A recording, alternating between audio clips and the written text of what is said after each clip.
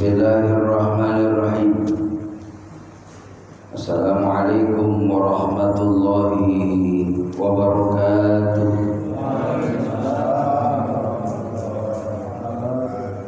Alhamdulillahi rabbil alamin, alladzi khalaqal mauta wal hayata liyabluwakum ayyukum ahsanu amala wa huwal azizul ghafur. Asyhadu an la ilaha illallah wa asyhadu anna Muhammadan abduhu wa rasuluh. Allahumma shalli wa sallim ala sayyidina Muhammad wa ala alihi wa sahbihi ajma'in. Qala Allah ta'ala fi kitabihil karim. Bismillahirrahmanirrahim. Man 'amila shalihan min dzakarin aw untha wa huwa mu'min falanuhyiyannahu hayatan thayyibah wa lanajziyannahum ajrahum bi ahsani ma kanu ya'malun.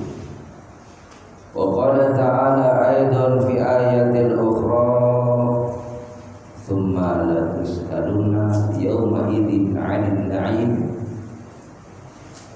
Wa qala an-nabi sallallahu alaihi wasallam, ad-dunya balaghun ila al-akhirah. Sadaqallah wa sadaqa Rasulillah sallallahu alaihi wasallam. Allahumma inna nas'aluka husnal khatimah wa na'udzubika min syarril 'aqibah wa su'il khatimah. Ketua DKM beserta pengurus yang dirahmati oleh Allah Subhanahu wa taala, para alim ulama, para asatidz, para hujjah, wabil khusus para orang tua, para sesepuh, tokoh masyarakat yang hadir, yang sama-sama dimuliakan oleh Allah Subhanahu wa taala, dan mudah-mudahan selalu memperoleh barokah dari Allah Subhanahu wa taala. Amin ya rabbal alamin. Jamaah yang dimuliakan oleh Allah, tidak bosan-bosannya kita selalu bersyukur kepada Allah. Banyak nikmat yang kita peroleh, yang kita dapat, yang kita rasakan. Allah Subhanahu wa taala memberikan nikmat panjang umur, sehingga pada pagi ini kita bisa sama-sama menikmati umur kita di dalam ketaatan kepada Allah. Banyak saudara-saudara kita yang masih lelap dan nyenyak di atas tempat tidurnya, padahal suara azan dikumandangkan di setiap masjid mushola, as-sholatu khairum minan naum. Salat itu lebih baik daripada tidur, tapi mereka malah menikmati tidurnya lebih baik daripada salatnya. Maka jemaah yang dimuliakan Allah, kita ini termasuk orang yang mendapatkan taufik, inayah, hidayah dari Allah. Taufik itu artinya kemauan yang berselaras dengan kita dan Allah. Itu namanya taufik. Kita mau niat kebaikan dan Allah suka kepada kebaikan. Nah, maka ada pertemuan di situ, kebaikan dengan kebaikan, dinamakan taufik.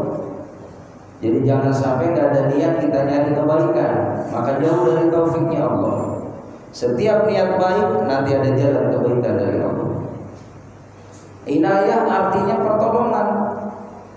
Kita ini hidup butuh yang namanya pertolongan dari Allah. Kebutuhan kita ini banyak. Kebutuhan untuk diri kita butuh sehat. Kita butuh diberikan kesejahteraan materi, kecukupan rezeki, kenyamanan, kedamaian, ketenangan dalam rumah tangga, dalam keluarga. Terutama kita sangat butuh dipeliharanya iman oleh Allah. Buat apa harta kita berlimpah ruah, investasi kita jutaan, miliaran, kalau kita tidak diberikan nikmat iman oleh Allah? Bukankah semua yang kita punya suatu saat pasti akan kita tinggalkan? Kita bela-belain nyari dunia siang dan malam, Investasi kita begitu banyak, rumah kita diperindah, kendaraan kita mewah. Popularitas kita juga tidak main-main, banyak orang yang kenal dengan kita. Tapi kalau kita sudah menghadap Allah, semua akan ditinggal. Yang setia dengan kita adalah ila amal yang salih. Kalau kita punya amal kebaikan, maka itu yang menjadikan dambaan kita, yang menjadikan kebanggaan kita di hadapan Allah. Mudah-mudahan kita memaksimalkan dan mengoptimalkan waktu dengan sebaik mungkin. Jangan pernah ada waktu-waktu yang terlewatkan kecuali kita isi dalam kebaikan. Amin ya rabbal alamin. Allahumma shalli ala Muhammad, salawat dan salam semoga terlimpah curahkan keharibaan Nabi kita Muhammad sallallahu alaihi wasallam, Nabi yang menjadi panutan, Nabi yang begitu sayang kepada kita sebagai umatnya, melebihi cintanya, melebihi sayangnya terhadap keluarganya. Suatu ketika jamaah yang dimuliakan oleh Allah Subhanahu wa taala, Rasulullah menyampaikan bahwa Nabi mencintai umatnya, saudaranya. Aku sangat cinta kepada saudaraku, aku rindu kepada saudaraku. Kelak mereka dia akan ditempatkan di dalam surga ketika mereka mencintai aku. Lalu sahabat bertanya, bukankah saudaramu aku ya Rasulullah? Kata para sahabat. Kata Rasulullah, engkau adalah sahabatku. Tapi ada nanti di akhir zaman dia umatku yang dia tidak pernah berjumpa dengan aku, tidak pernah bertemu dengan aku. Tapi mereka di akhir zaman nanti umatku, walaupun tidak pernah berjumpa dengan aku, mereka beriman kepadaku. Dia mencintai aku. Tuba liman yarani wa amana bi. Beruntung bagi orang yang melihat aku dan beriman kepadaku, yaitu para sahabat. Tsumma tuba, kemudian ada orang yang sangat beruntung, liman lam yarani wa amana bi. Orang yang tidak pernah berjumpa dengan aku, tidak pernah melihat aku, akan tetapi mereka beriman kepadaku, mengikuti aku, mencintai aku. Siapa mereka wahai sahabat? Umatku di akhir zaman yang dia setia menghidupkan amalan-amalan yang diwariskan oleh Nabi kita Muhammad sallallahu alaihi wasallam. Mereka umatku yang menjaga salat, baik salat yang wajib ataupun salat yang sunnah. Mereka umatku yang suka menghidupkan amalan sunnah saum, baik puasa Senin Kemisnya atau puasa Nabi Daud atau puasa di setiap bulannya ataupun puasa di setiap bulan-bulan tertentu yang aku perintahkan. Mereka pun mengamalkannya. Mereka umatku yang dia diberikan kemampuan, luas rezeki, lalu ketika sudah cukup haul dan nisabnya, dia pun membayar zakat, baik zakat fitrah ataupun zakat malnya, zakat ternaknya, zakat tijarahnya. Mereka lah umatku yang dia berangkat dari tempatnya nan jauh di sana, dari negeri masing-masing, berangkat ke tanah suci Mekah Al-Mukarramah, tempat kelahiranku. Begitupun mengunjungi makamku, kuburanku yang ada di kota Madinah, melaksanakan ibadah haji dan umrah karena bentuk cintanya kepada Allah, cintanya kepadaku, kata Nabi kita Muhammad sallallahu alaihi wasallam. Maka mereka lah yang pantas untuk mendapatkan syafaatul ummah dari Nabi kita Muhammad sallallahu alaihi wasallam. Perjalanan kita masih panjang, hadirin. Kita di dunia ini 67 tidak lama, 60-70 tahun. Bertambahnya waktu, apalagi nih hari begitu cepat Pak. Nggak terasa, ujung-ujung ketemu lagi hari Ahad. Masih ingat aktivitas Ahad yang lalu hadirin? Ketemu lagi hari Ahad. Berarti bertambahnya hari, minggu, bulan, tahun, bentar lagi udah akhir tahun. 2023 berarti akan masuk 2024. Mudah-mudahan kita pada panjang umur semua, amin. Umur dalam ketaatan kepada Allah, umur dalam kemaslahatan kepada sesama manusia, umur yang benar-benar berkualitas di hadapan Allah Subhanahu wa taala. Amin ya rabbal alamin. Khairun nas, sebaik-baik manusia, man tala umruhu wa hasuna amaluhu, orang yang dipanjangkan umurnya, wa hasuna amaluhu, dia pun disibukkan dengan amal soleh karena menyadari sudah cukup usia kita, udah dianggap jadi orang tua, udah sepuh. Kalau udah usia 40 tahun dalam Al-Quran adalah usia kematangan buat kita, apalagi udah usia 50-60 hadirin, sudah waktunya banyak taubat kepada Allah. Karena kalau kita banyak dosa, ini yang menjadikan penghalang kita dapat rahmat dari Allah. Jangan kita asik dengan dunia ini. Dunia yang kita asikin ini di dunia, kenikmatan lahun wa la'ibun, lahun wa la'ibun, nipu, hadir, permainan.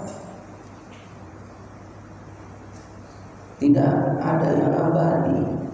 Sesenang apapun di dunia ini mesti bakal ditinggalin di dunia. Makanya meninggal dunia, ninggalin dunia, ditinggal.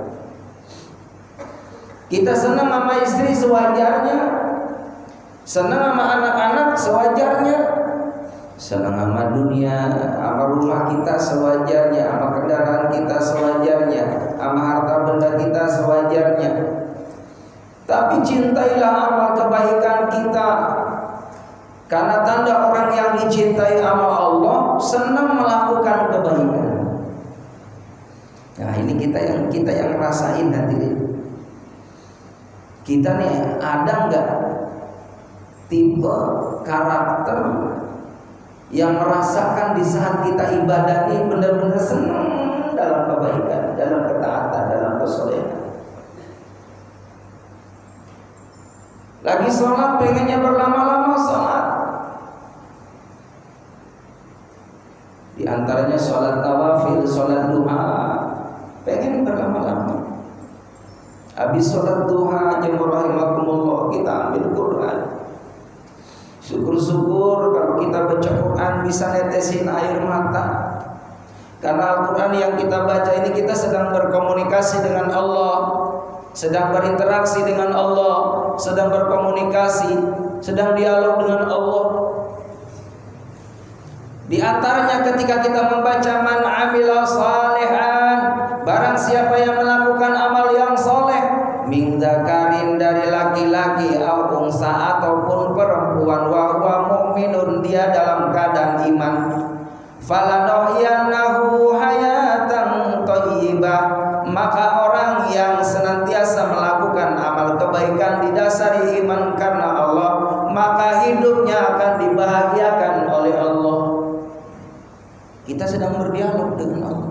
Hai hambaku, kalau kau melakukan amal kebaikan, amal saleh dengan dasarnya iman kepada Allah, maka hidupmu akan dibahagiakan oleh Allah. Di dalam hati kita, amin ya Allah. Mudah-mudahan kita termasuk pada ayat ini. Hadirin jamaah yang dimuliakan oleh Allah Subhanahu wa taala. Tanda orang yang disenangi oleh Allah, menikmati di saat kita melakukan amal kebaikan. Baca Quran pengennya lama-lama, Sedekah juga pengennya yang terbaik. Begitupun kalau kita melakukan amalan ibadah di malam hari, habis tahajud kita pun di atas sajadah sambil berzikir kepada Allah Subhanahu wa taala, membaca kalimat thayyibah, inginnya berzikir kepada Allah berlama-lama, menyebut nama Allah, mengagungkan Allah, mensucikan Allah, memuji Allah, mentauhidkan Allah. Di samping kita membaca kalimat thayyibah, secara otomatis orang yang membaca kalimat thayyibah, orang yang berzikir kepada Allah, ditenangkan jiwanya oleh Allah.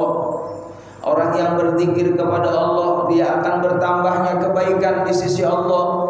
Orang yang berzikir kepada Allah, dosanya, dosa yang ada pada matanya berguguran, dosa yang ada pada lisannya berguguran, dosa yang ada pada telinganya, yang ada pada tangannya, yang ada pada kakinya, pada hatinya.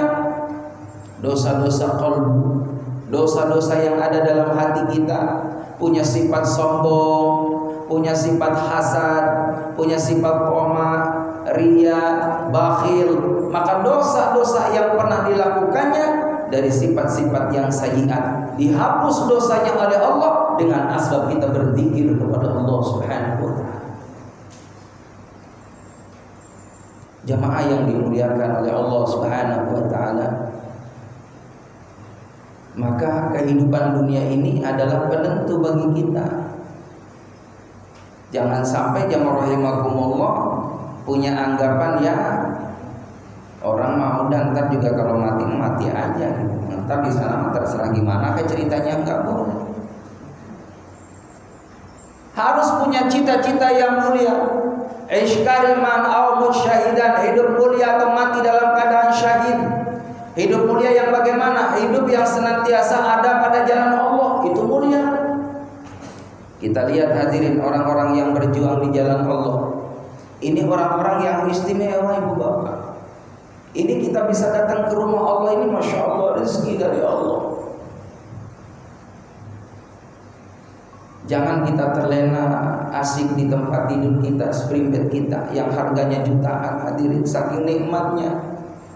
Jangan terlena karena rumah kita, ruangan kamarnya ber-AC, bau harum.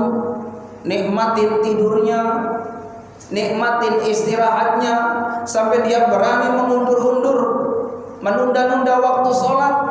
Sebenarnya sholat subuh jam 4, 2 ya 10 menit. Itu masalah subuhnya jam 5:30. Udah siang, orang-orang udah pada pulang dari masjid, dia baru sholat subuh. Dulu para sahabat kalau ketinggalan sholat berjamaah nangis, hadirin. Sahabat Umar jamaah rahimakumullah karena sedang asik di kebunnya, kebun kurma. Sholat asar, sebelum sholat asar, sahabat ya Umar survei ke kebun kurma yang besok pagi mau dipanen. Rupanya saking melihat kebun kurma yang begitu luar biasa, akan menghasilkan panen yang berlimpah ruah, dengan buah kurma yang begitu ya luar biasa hasilnya. Rupanya sahabat Umar kelelahan, hadirin, duduk di bawah pohon kurma senderan ketiduran. Maka bangun-bangun jemaah rahimakumullah, dijumpainya para sahabat habis pulang sholat berjamaah dengan Rasulullah.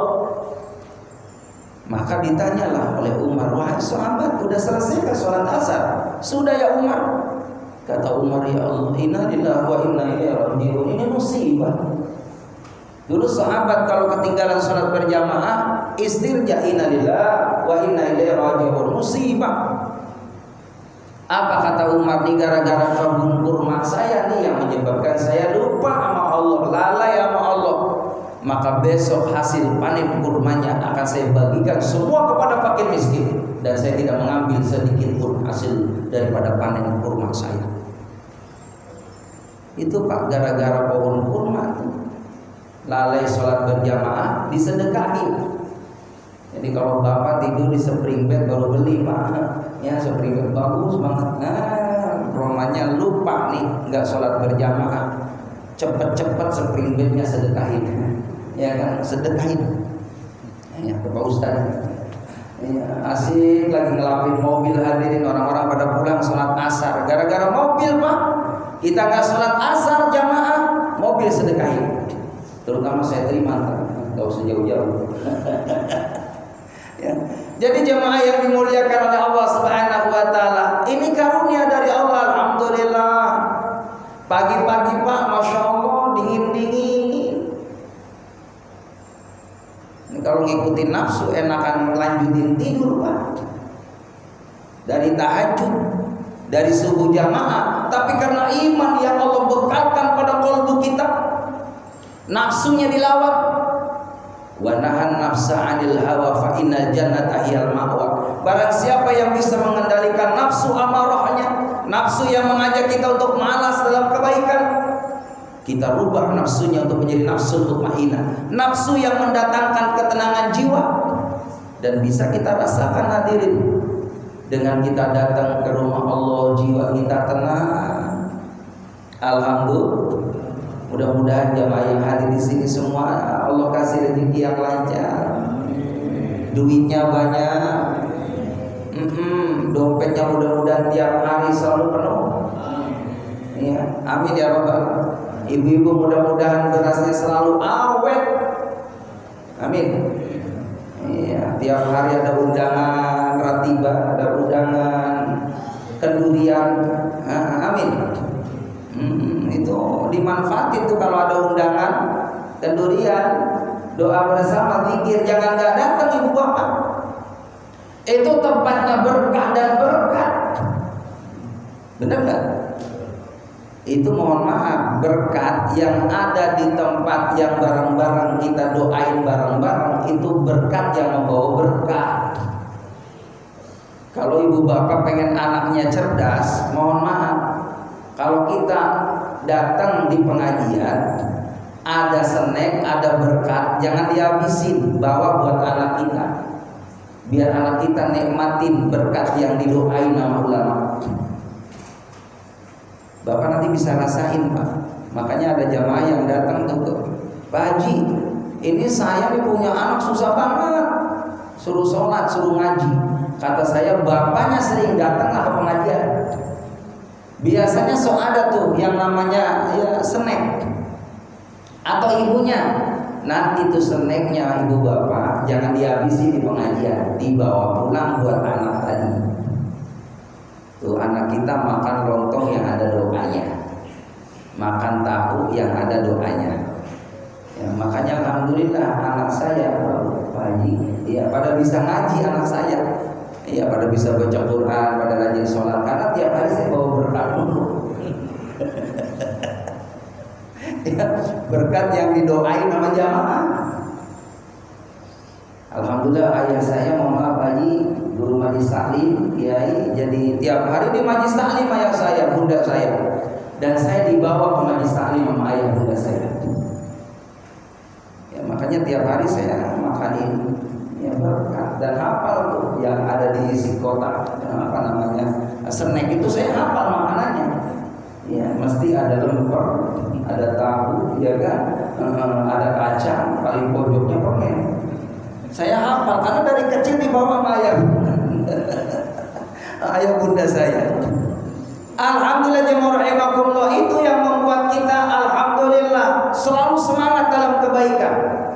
Karena kumpul dengan orang-orang yang baik. Ini ada doa biar kita dikasih sama Allah punya sahabat-sahabat yang bisa nolong dunia akhirat. Amin. Ikutin Pak Haji. Bismillahirrahmanirrahim. Allahumma ja'alna julusan salihan. Allahumma ja'alna julusan salihan. Allahumma ja'alna julusan salihan. Saya yakin Bapak Ibu semua pada hafal. Amin. Coba Bu, Ayo ibu, nanti ibu kalau bisa doa ini saya hadiahin umroh, tapi bayar sendiri. Allahumma ja'alna julusan salihan. Ya Allah, jadikan kami orang yang senang duduk dengan orang-orang baik. Sebab rahimahullah, kata Nabi Muhammad, orang itu apa pergaulannya, sama siapa dia kumpulnya. Kalau gabung sama orang-orang di masjid, insya Allah jadi ahli masjid. Kumpul demen sama para alim ulama, para asatid, insya Allah kita bawa ustaz, bawa ulama. Amin ya rabbal. Serugi-ruginya manusia adalah orang yang gak suka sama orang yang berjuang di jalan Allah. Itu rugi-ruginya manusia. Nah, kita nggak ikut, ya nggak berperan untuk berjuang di jalan Allah, tapi jadi penghambat. Ini rugi. Kun aliman, kata Nabi Muhammad, jadilah orang yang punya ilmu. Kalau nggak punya ilmu, au muta'aliman, atau orang yang mau duduk dengan orang yang nyampein ilmu. Au mustami'an, Pak Haji, mohon maaf saya nggak sempat ya ke masjid, nggak bisa ke masjid, nggak datang ke pengajian. Au mustami'an, boleh kita ngedengerin di rumah sambil ngedengerin kuliah subuh, sambil ngangetin nasi, sambil masak, ngedengerin di rumah. Au mustami'an, sama dapat pahala. Au muhibban, atau senang sama orang yang berjuang di jalan Allah, senang sama para asatidnya, senang sama pengurus masjidnya, senang sama jamaahnya. Wala takun khomisan, jangan seperti orang yang kelima, fatuhlik, orang yang mengganggu hambatan daripada orang yang berjuang di jalan Allah. Jangan sampai, kata Nabi, itu orang yang rugi. Makanya yuk kita ikut andil bareng-bareng ngedoain biar Masjid Al-Muhajirin ini makmur. Amin. Ini mah termasuk banyak Pak. Ini yang hadir sekitar 300 ada kan? Ada 300 sampai di luar-luar kan? Iya, pada lewat. Ini amal soleh hadirin. Kata Nabi, kalau seandainya tahu umatku pahalanya orang yang duduk di majelis ilmu, pasti dia bakal ninggalin rumahnya. Yang sakit pengen diantar anak cucunya, nah cu, anterin engkau, anterin bapak berangkat ke majelis taklim. Kenapa? Pahalanya gede banget Pak. Nih kita duduk di majelis taklim nih 1 jam, itu pahalanya sama dengan sholat sunnah 1000 rakaat. Ibu bapak jujur, pernah nggak 1000 rakaat sholat sunnah? Boro-boro yang 100, boro-boro sholat tarawih pengennya 23 apa 11. Nah, kalau ada tawaran 11 pengen 11. Cuman alhamdulillah jadi 23. Ah, 11 juga. Oh. Iya, kalau saya mah begitu Bu, ditawarin nih Pak Haji katanya, kalau nanti mimpin sholat tarawih yang 11 apa 23. Kalau saya mah bijaksana, kemauan jamaah enaknya berapa? 11 Pak Haji, alhamdulillah. Gitu. Ya, jadi yang terbaik aja. Yang 11 bagus, yang 23 bagus, yang enggak bagus yang enggak tarawih. Iya kan Pak? Yang 11 bagus. Udah jamaah rahimakumullah, dikasih keringanan sama Nabi Muhammad. Cukup duduk di majelis taklim dari mulai jam 4:30 sampai jam 6. Iya Pak. Cukup 1 jam kan? Cukup nggak? Saya ceramahnya biasanya 3 jam. Bapak kuat nggak 3 jam Ibu? Ini saya kayaknya nggak kuat.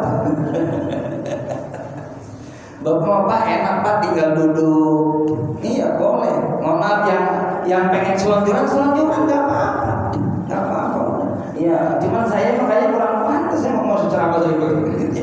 Boleh Bapak mah nggak apa-apa. Yang utur nggak apa-apa, nggak apa-apa. Yang penting ngaji. Ustaz, saya pengen numpang tidur, boleh nggak? Tidur, ada tidur.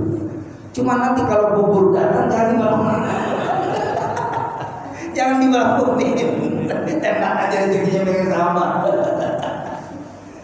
Jadi jamaah rahimakumullah, nggak ada ruginya orang duduk di majelis taklim. Semua bernilai pahala, termasuk bapak-bapak, ibu-ibu ngajak anak saatnya sholat subuh ini insya Allah ke depan anak-anak yang rajin sholat subuh beda dengan anak-anak yang jarang datang sholat subuh. Beda Pak.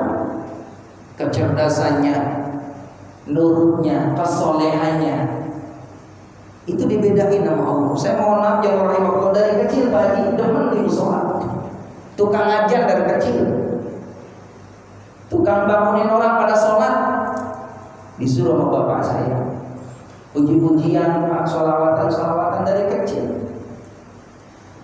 Makanya saya punya cita-cita, ya Allah suatu saat nanti saya tinggal di mana ya Allah, saya pengen ada tempat ibadah dikabul sama Allah. Saya sebelum merapiin rumah saya Pak, saya beli tanah, saya wakafin dulu buat rumah Allah. Karena saya yakin dengan mewakafkan tempat ibadah, hidup saya insya Allah bakal diberikan berkah sama Allah. Alhamdulillah Pak, nggak kurang rezekinya. Setelah bisa beli tempat ibadah, saya bangun, alhamdulillah rezekinya malah dibuka sama Allah. Allah datangkan rezeki min haitsu la yahtasib, dari arah yang tidak disangka-sangka Pak. Masya Allah, saya ngerasain hati. Kadang nangisnya nangis apa? Haru, senang. Benar-benar wa'dallahi haq, janji Allah itu benar. Asal kita mau sama-sama berjuang di jalan Allah, menghidupkan agama Allah. Memang jamaah rahimakumullah harus meluangkan waktu yang benar-benar buat berjuang di jalan Allah. Harus banyak mujahadah Pak. Mohon maaf, emang gampang kita makmurin rumah Allah ini. Banyak tantangan, ujian, saya ngerasain Pak. Kadang di musola udah dibangunin hadirin sholat. Banyak di lingkungan pada rumahnya, masya Allah, dekat sama tempat ibadah. Diajanin udah, sholawatan udah, sampai qomat hadirin. Ya Allah, ya gimana nggak sedih Pak? Ajar sendiri, sholawatan sendiri, qomat sendiri, imam sendiri. Makanya saya kasih tahu sama jamaah nih, akhir zaman mohon maaf di mana-mana masjid dibangun, bagus musola bagus, tapi jamaahnya memprihatinkan. Makanya saya kasih tahu sama panitia masjid, kalau bikin masjid mohon maaf, kalau bisa bikinin tiang di dalam masjid. Lumayan kalau nggak ada makmum, tiang makmumnya. Kita mah muhajirin bener ini, mohon maaf bagus banyak Pak, lumayan ini kita nih. Kalau udah lebih daripada 20, ini udah masya Allah barokah di masjid. Amin ya Rabbal. Nanti ibu bapak nanti ngerasain deh, kalau kita rajin sholat berjamaah, rajin dengerin taklim Pak. Satu, badan kita disehatin sama Allah. Amin. Ibu milih mana, punya duit 5 juta, sakit, sehat, nggak punya duit. Ayo bingung kan? Iya. Punya duit sehat, bagaimana supaya kita punya duit? Minta sama yang sumbernya ngasih duit, Allah.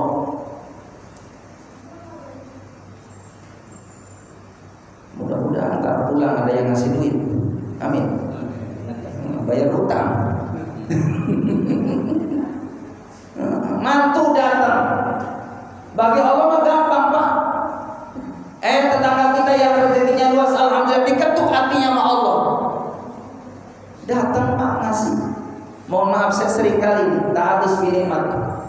Ya namanya juga kita kadang-kala Pak ya rezeki ada, kadang ada juga Pak. Dompet kadang-kala penuh Pak dompet. Kadang-kala sepi Pak, tinggal 2.000. Makanya mohon maaf jangan nyepelein 2.000. Kadang-kala masya Allah sombong banget kita. Sama 2.000 mentang-mentang duitnya 100 ribuan semua Pak, 20. Yang 2.000 dicuekin, dilipat-lipat, taruh di pojok. Suatu saat nyari 2.000, nggak punya duit, cucu datang, Om pengen jajan es, nggak punya duit, angkongnya dicari 2.000. Cuma 2.000. Jangan pernah nyepelein yang kecil, karena suatu saat yang kecil itu sangat berarti buat kita. Kadang-kala kita kan sok lupa Pak sama sehat. Baru kalau sudah diimpus hadirin, baru kalau sudah makan makanan yang mohon maaf yang ringan-ringan, nggak boleh yang berat-berat sama dokter karena lagi asam lambung anak ibu selama seminggu minum obat ya.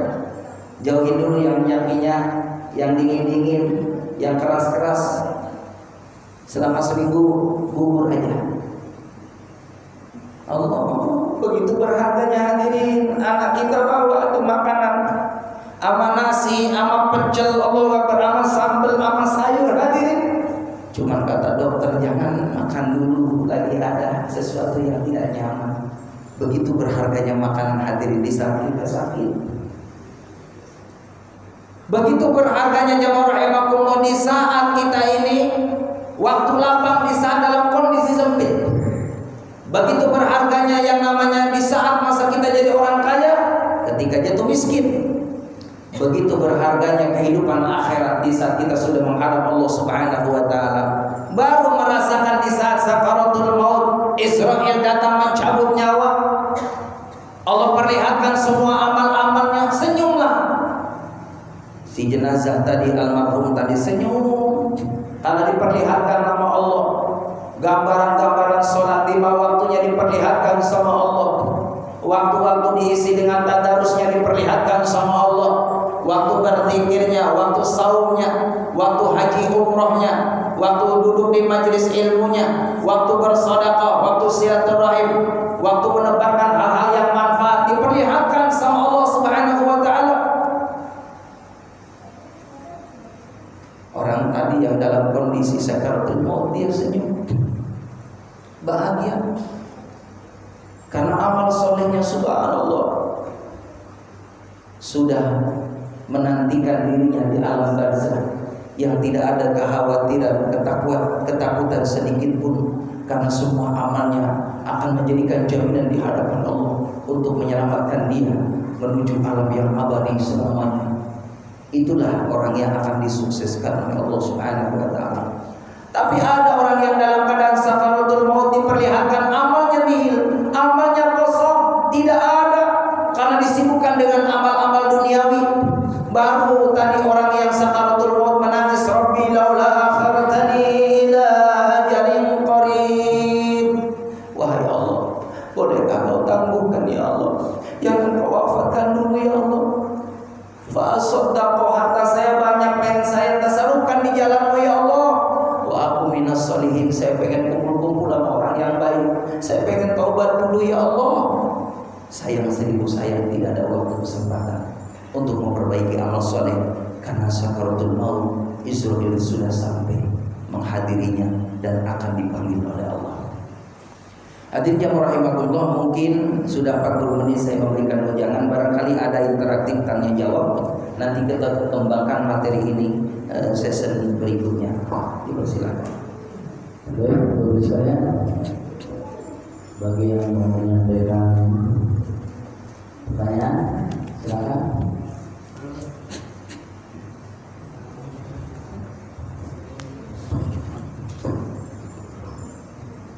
Bismillahirrahmanirrahim. Assalamualaikum warahmatullahi wabarakatuh. Waalaikumsalam warahmatullahi wabarakatuh. Para jemaah sekalian yang insyaallah dirahmati Allah Subhanahu wa taala, ada 3 pertanyaan dari saya, mohon Pak Ustaz. Yang pertama masalah sholat syuruk, yaitu sholat yang awal duha. Sekarang jam 5.40 itu udah masuk sholat syuruk. Sholat syuruk ternyata pahalanya itu ibadah haji dan umroh secara mabrur. Ya. Nah, saya sejak kecil waktu di daerah itu ya ada yang namanya hadis sholat syuruk. Di masjid-masjid saya suka sampai pagi ada yang sholat syuruk. Nah, ketemu ada hadis sholat syuruk itu saya udah di Jakarta ini dari habaib dari YouTube itu baru saya tahu bahwa di situ ada sholat syuruk yang manfaatnya yang pahalanya sangat besar sekali. Ya sekarang tahu sendiri ibadah haji itu sampai 93 juta. Ya. Ada solusinya dari hadis itu bahwa yang tidak melaksanakan ibadah haji ada solusinya yaitu sholat syuruk. Nah yang sholat syuruk dari mulai sholat subuh sampai duduk di masjid. Terus gimana untuk ibu-ibu yang ada di rumah, apa bisa sholat syuruk? Ya. karena ibu-ibu menginginkan begitu juga. Terus yang kedua adalah pahala sebelum sholat qobla subuh, yaitu pahala seisi dunia sama dunia dan seisinya. Itu apa perumpamaan, apa benar-benar nanti kita akan menjumpainya gitu. Terus yang ketiga masalah fikih. Kita ada sujud, rukun sujud masih ada orang yang hidung aja nggak nempel. Kadang-kadang ada yang ngangkang, nggak nempel sama sekali. Itu hukumnya gimana itu? Sekalian sekian, terima kasih. Assalamualaikum warahmatullahi wabarakatuh.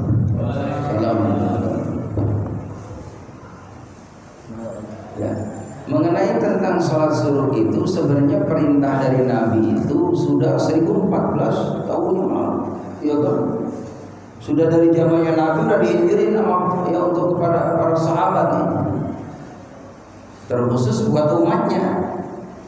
Jadi solusi bagi orang yang belum dimampukan oleh Allah untuk haji dan umroh, jangan kecil hati. Pahala ibadah haji dan umroh didapat dengan banyak cara amalan. Di antaranya tadi sholat suruh.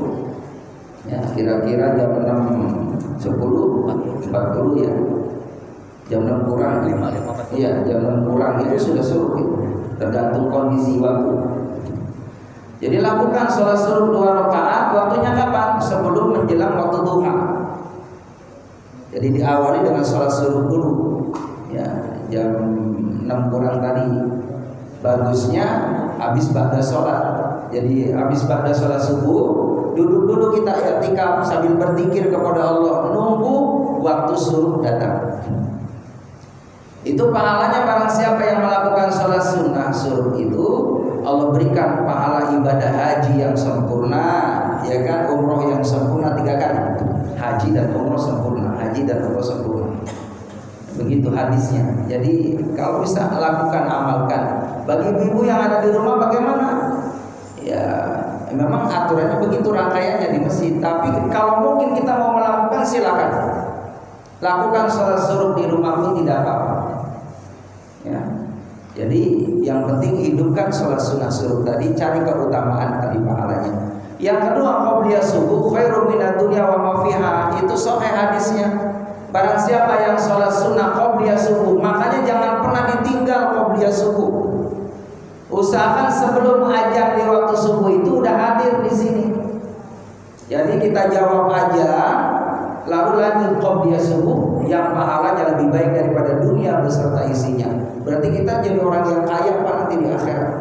Bisa bayangin, setiap hari di setiap qobliyah subuh dapat pahala lebih baik daripada dunia beserta isinya. Kalau kita tiap hari dapat qobliyah, berarti kita sudah punya tabungan yang begitu besar di akhirat nanti. Makanya jangan pernah tinggal qobliyah subuh, walaupun ibu-ibu yang mohon maaf seandainya ada di rumah, tidak sempat ke masjid, lakukan qobliyah subuh di rumah. Jangan tinggal supaya dapat keutamaan itu. Nah, apalagi kita yang di sini satu paket. Lalu yang ketiga, bagaimana ketika kita sujud? Itu dalam ilmu fikih ada 7 anggota yang harus kita tempelkan.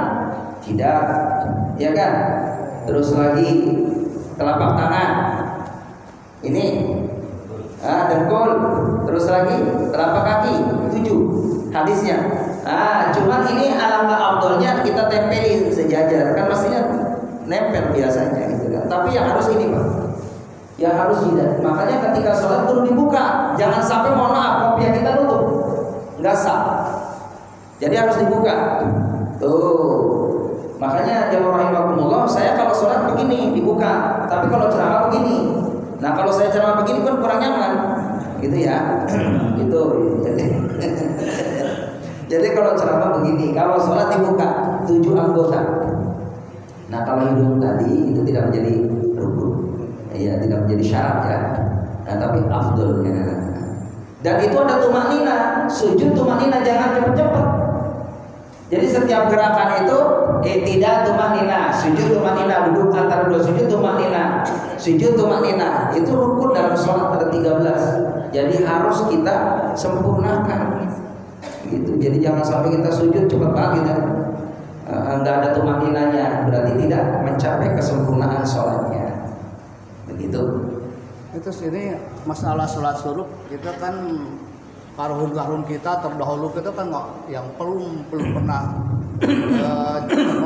ibadah haji itu apa bisa dihadiahkan gitu. Karena setiap hari misalkan kita sholat suruk, kita niatkan hadiah kepada yang leluhur kita yang laksanakan sholat itu sholat. Jadi sebenarnya yang namanya kita anak soleh melakukan amal kebaikan otomatis jariahnya ngalir ke orang tua. Waladin soleh yad'una bil maghfirah. Anak yang soleh itu pahalanya ngalir. Seperti kalau anaknya haji umroh dapat pahalanya. Apalagi kita disuruh pahalanya kita seperti ibadah haji otomatis dah. Begitu. Jadi artinya nggak usah niat ibadahkan ke orang tua, nggak perlu.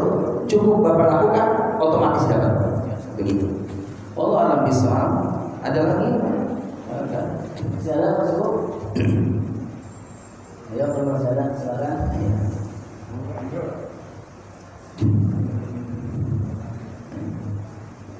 Pak, ada lagi?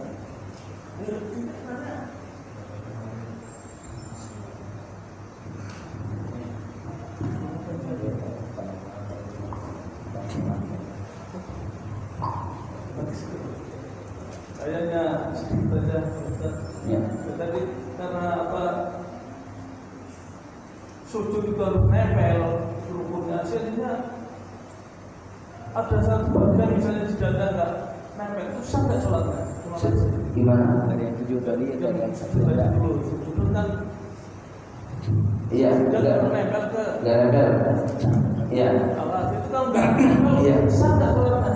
Ya, sebenarnya jamaah rahimakumullah, kalau dalam rukun sholat itu kan ada 13 ya. Nah ini kesempurnaan sholat di antaranya tadi menempelkan 7 anggota di saat sujud itu menyempurnakan ibadah sholat kita. Kalau mengenai tentang batal tidak. Ya, karena memang rukun sholat itu kan di antaranya tidak ada untuk menempelkan 7 anggota. Jadi itu hanya penyempurna. Dan itu akan jadi tumakninah dengan menempelkan 7 itu kan dia. Begitu. Jadi akhirnya mendekati daripada rukun tadi. Kalau kita kaitkan dengan rukun sholat, ada tumakninah. Nah kalau kita nggak nempel berarti kan tidak, ya kan tidak sempurna tumakninah kita. Ya berarti tidak sempurna juga untuk mencapai kesempurnaan sholatnya. Makanya usahakan 7 anggota ini dalam kitab takrib itu harus ditempelkan. Jangan tidak ditempelkan kecuali darurat. Seandainya kalau ditempelin ada sesuatu ya kan sakit ya semampunya, namanya juga dalam kondisi darurat. Seperti kaki ini yang mungkin ada luka, ya kita nggak bisa nih. Darurat itu tidak apa-apa.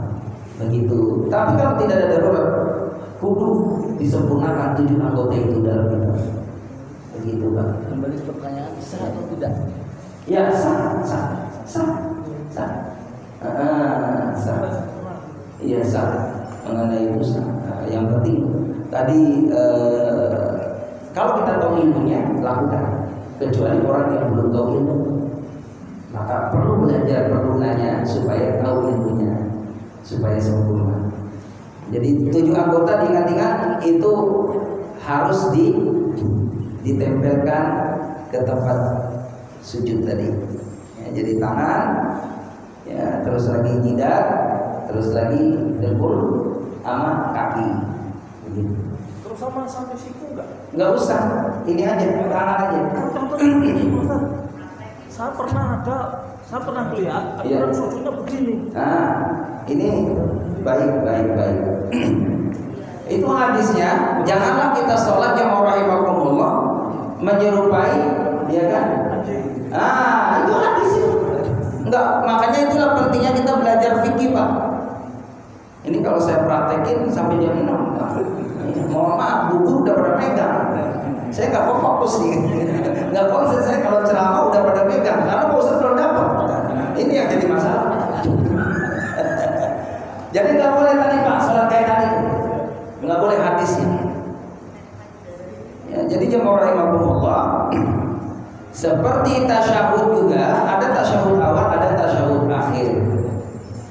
Ya, nah itu tasyahud iftiros itu juga duduknya harus ada contoh dari Nabi. So ada kadang-kala yang dilarang dalam duduk iftiros itu bokongnya nempel langsung di tengah, kaki nggak didudukin. Kan ada tuh. Nah, itu juga perlu pembahasan fikih mungkin nanti. Ya, karena lebih mendetil, lebih lama. Ya, jadi dia rahimakumullah, bagaimana sujud. Lalu dalam ilmu fikih itu, kalau kita sejadah di sini, apa namanya sorban, ketika kita takbir jamaah rahimakumullah sampai salam itu ada di sini, ada di luar daripada dalam kondisi masih dipakai dalam sholat, maka di saat jatuh itu tidak boleh kita sujudin, nggak boleh. Itu pembahasan ilmu fikih. Kenapa? Ini di saat kita tadi sujud tidak ada, karena ini nyangkutnya di sini, berarti terhalang kan. Sementara wajib, ya tadi apa namanya, bagian daripada keharusan penyempurna dalam sholat. Karena ada penghalang itu menjadi tidak afdal. Begitu. Itu pembahasan fikih. Maka digeser kalau ada bedanya, geser. Termasuk ada orang yang nawal tadi, ada nawal atau bocah, geser aja itu. Karena itu nggak batal. Ya, asal jangan banyak yang rakaat. Itu pembahasan fikih. Begitu berarti. Cukup masalah.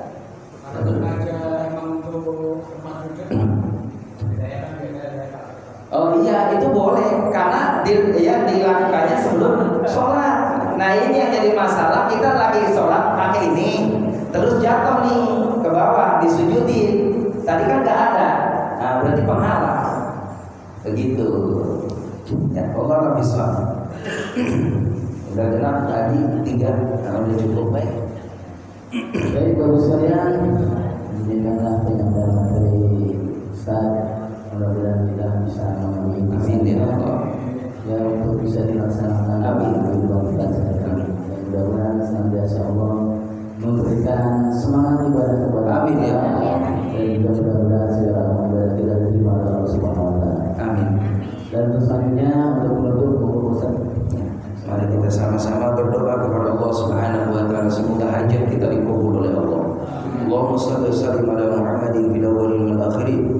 Wa sallim radhiyallahu tabaraka wa ta'ala ala sahabati Rasul ajma'in. Ya Allah ya rabbal alamin, alhamdulillah rabbil alamin, hamdan yafi ni'amika fi mazida. Ya rabbana lakal hamdu kama yanbaghi li jalali wajhikal karim wa 'azimi sultanik. Rabbi ighfir lana dhunubana wa liwalidayna warhamhum kama rabbayana shaghira. Rabbana hab lana min azwajina wa dhurriyyatina qurrata a'yunin waj'alna lil muttaqina imama. Ya Razzaq ya muhawwil al-ahwal hawil halana ya Allah ila ahsanil hal, hasbunallahu wa ni'mal wakil, ni'mal mawla wa ni'man nasir, la haula wa la quwwata illa billahil 'aliyyil 'azim. Rabbi yassir lana ziyarata ila al-haramain.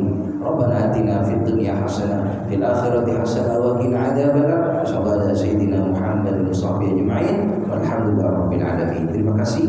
Mohon maaf dan batin. Assalamualaikum warahmatullahi wabarakatuh.